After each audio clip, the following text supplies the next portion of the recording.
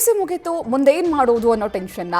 Science ಮಾಡಿದ್ರೆ engineering, MBBS, BSc ಮಾತ್ರ ಆಪ್ಷನ್ನ, ಬೇರೆ ಆಯ್ಕೆಗಳು ಇವೆಯಾ? ಕಾಮರ್ಸ್ ಮಾಡಿರೋರಿಗೆ ಇರೋ ಅವಕಾಶಗಳು ಏನೇನು? ಯಾವ ಕಾಲೇಜಿಗೆ ಸೇರಿದ್ರೆ ಬೆಸ್ಟ್?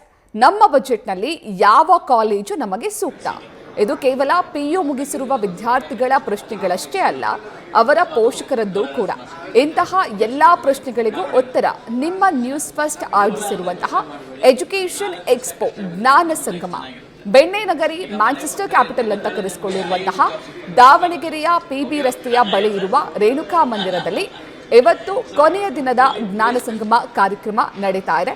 ಇಲ್ಲಿ ಒಂದೇ ಸೂರಿನಲ್ಲಿ ನಿಮ್ಮ ಮುಂದಿನ ಭವಿಷ್ಯಕ್ಕೆ ಯಾವ ಕೋರ್ಸ್ ಬೆಸ್ಟ್, ಯಾವ ಕಾಲೇಜ್ ಬೆಸ್ಟ್, ಕರಿಯರ್ ಆಪ್ಷನ್ಗೆ ಯಾವ ಫೀಲ್ಡ್ಗೆ ಹೋದ್ರೆ ಸೂಕ್ತ ಅನ್ನೋ ಎಲ್ಲ ಡೌಟ್ಗಳಿಗೆ ಉತ್ತರ ಸಿಗುತ್ತೆ. ಈ ಬಗ್ಗೆ ಹೆಚ್ಚಿನ ಮಾಹಿತಿಯನ್ನು ನೀಡ್ತಾರೆ ನಮ್ಮ ಪ್ರತಿನಿಧಿ ಮಹಾದೇವ್. ಜ್ಞಾನ ಸಂಗಮ ಎಕ್ಸ್ಪೋ ನಡೀತಿರುವಂತಹ ಜಾಗದಿಂದಲೇ ಲೈವ್ ನಲ್ಲಿ ಕನೆಕ್ಟ್ ಆಗಿದ್ದಾರೆ. ಮಹಾದೇವ್, ಇವತ್ತು ಕೊನೆಯ ದಿನ ಜ್ಞಾನ ಸಂಗಮ ಎಕ್ಸ್ಪೋಗೆ, ಇವತ್ತು ಹೇಗಿದೆ ರೆಸ್ಪಾನ್ಸ್ ಮಹಾದೇವ್?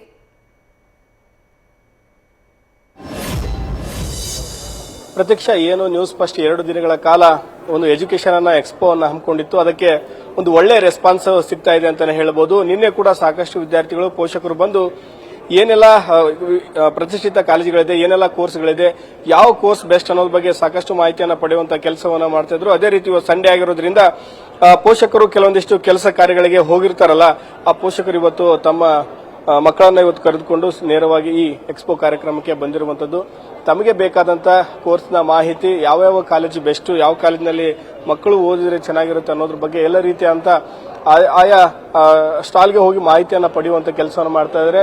ಸಂಡೇ ಆಗಿರೋದ್ರಿಂದ ಸಾಕಷ್ಟು ಜನ ಸಂಖ್ಯೆ ಬರೋದು ಕಡಿಮೆ ಅಂತ ಅನ್ಕೊಂಡಿದ್ವಿ. ಆದ್ರೆ ಆ ರೀತಿಯಾದಂತ ಯಾವುದೇ ಕೆಲಸ ಆಗಿಲ್ಲ. ಸಾಕಷ್ಟು ಪೋಷಕರು ತಮ್ಮ ವಿದ್ಯಾರ್ಥಿಗಳನ್ನ ಕರೆದುಕೊಂಡು ಈ ರೀತಿ ಎಕ್ಸ್ಪೋಗೆ ಬಂದು ತಮ್ಮ ಮಾಹಿತಿಯನ್ನ ಪಡೆಯುವಂತ ಕೆಲಸವನ್ನ ಈಗಾಗಲೇ ಬೆಳಗ್ಗೆಯಿಂದಲೂ ಕೂಡ ಮಾಡ್ತಾ ಇದ್ರೆ. ನೂರಾರು ಸಂಖ್ಯೆಯಲ್ಲಿ ಬಂದು ಈ ರೀತಿಯಾದಂತ ಎಕ್ಸ್ಪೋನಲ್ಲಿ ಪಾಲ್ಗೊಳ್ತಾ ಇದ್ರೆ. ಏನ್ PB ರೋಡ್ ನಲ್ಲಿ ರೇಣುಕಾ ಮಂದಿರದಲ್ಲಿ ಎಕ್ಸ್ಪೋನ ಆಯೋಜನೆ ಮಾಡಿತ್ತು, ಎಲ್ಲರಿಗೂ ಕನ್ವೀನಿಯಂಟ್ ಆಗೋ ರೀತಿಯಲ್ಲಿ ಇತ್ತು.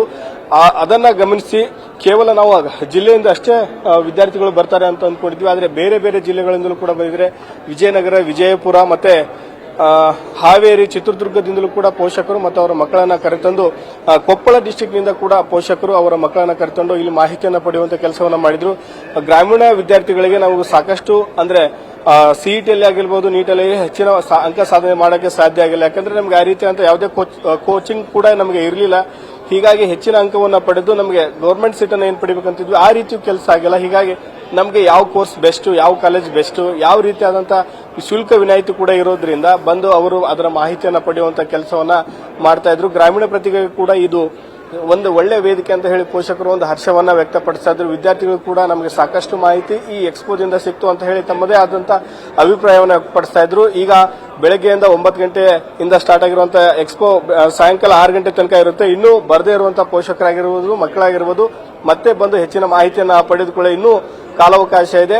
ಅದನ್ನ ಆ ಕಾಲಾವಕಾಶವನ್ನ ಸದುಪಯೋಗ ಪಡಿಸಿಕೊಳ್ಬೇಕು ಅಂತ ನ್ಯೂಸ್ ಫಸ್ಟ್ ಕೂಡ ಮನವಿ ಐತೆ. ಅವರು ಕೂಡ ಒಂದು ಏನು ಪೋಷಕರು ಏನ್ ಹೇಳ್ತಾ ಇದ್ರು ಅಂತಂದ್ರೆ, ಒಳ್ಳೆ ಸಾಮಾಜಿಕ ಕಾರ್ಯವನ್ನ ಮಾಡ್ತಾ ಇದ್ರಿ, ನಾವು ಬೇರೆ ಬೇರೆ ಜಿಲ್ಲೆಗೆ ಹೋಗಿ ಎಲ್ಲಾ ಕಾಲೇಜುಗಳನ್ನ ಹೋಗಿ ಭೇಟಿಯಾಗಿ ಅದ್ರ ಬಗ್ಗೆ ಮಾಹಿತಿ ಪಡಿಬೇಕು ಅಂತಂದ್ರೆ ಸಾಕಷ್ಟು ಸಮಯ ಮತ್ತು ಅದಕ್ಕೆ ಕಾಲಾವಕಾಶ ಮತ್ತು ಹಣದ ವ್ಯಯ ಆಗ್ತಿತ್ತು. ಆದ್ರೆ ನೀವು ಒಂದೇ ಸೂರಿನಲ್ಲಿ ತಂದಿರೋದ್ರಿಂದ ನಮಗೆ ಸಾಕಷ್ಟು ಮಾಹಿತಿ ಸಿಕ್ಕಿದೆ. ನಿಮಗೂ ಕೂಡ ಧನ್ಯವಾದ. ಈ ಸಾಮಾಜಿಕ ಕಾರ್ಯಕ್ಕೆ ನಾವು ನಿಮಗೂ ಕೂಡ ಧನ್ಯವಾದವನ್ನ ಹೇಳ್ತೀವಿ. ಮತ್ತೆ ನಮ್ಗೆ ಈ ಅವಕಾಶವನ್ನ ಕಲ್ಪಿಸಿಕೊಟ್ಟಿದ್ದಕ್ಕೆ ಅನ್ನುವಂತ ಹೇಳಿ ನ್ಯೂಸ್ ಫಸ್ಟ್ಗೆ ಒಂದು ಧನ್ಯವಾದವನ್ನ ಹೇಳುವಂತ ಕೆಲಸವನ್ನು ಮಾಡಿದ್ರು. ಮತ್ತು ಸಾಮಾಜಿಕ ಕೆಲಸ ಇನ್ನೂ ಮುಗಿಬೇಕು ಅಂತ ಇನ್ನೂ ಹೇಳಿರುವಂತದ್ದು. ಪ್ರತೀಕ್ಷಾ, ಥ್ಯಾಂಕ್ ಯು ಮಹಾದೇವ್ ತಮ್ಮೆಲ್ಲ ಡೀಟೇಲ್ಸ್ಗೆ. ನ್ಯೂಸ್ ಫಸ್ಟ್ ನಿರ್ಭೀತಿಯಿಂದ ನಿಮ್ಮ ಪರವಾಗಿ.